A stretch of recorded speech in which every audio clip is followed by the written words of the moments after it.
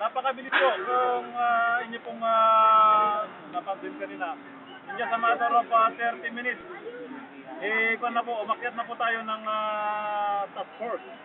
So, after mga 10 minutes, nagpan na po ng general alarm. Yes. Ganun po kabilis ang nakita nyo naman, sa laki po ng na-damage na area at sa laki po ng sunog. Kailangan po natin ng iba pang responding unit. Suporta ng ibang cities at saka yung ating mga volunteer fire brigade. Ito po yung shanties po ay ang kanilang construction material po ay very light material, very compatible. So, at nakita nyo naman, ang lakas din kanina ng hangin.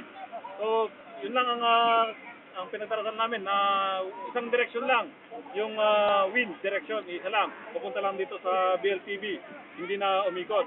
So, nakakontribute din yun sa mabilis na paglaganap ng sunog. Ano ko lang kasi may bisita po?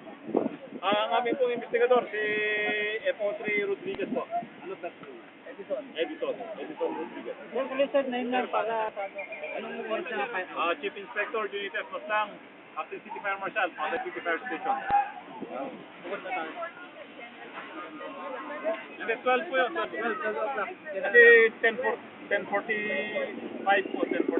May tanong person yun, sir. Unit Chief Inspector 10:45 Unit po. F. Mas lang. Sir, may estimate na ba kung magkano? Sir, kailan anong time out yun? Anong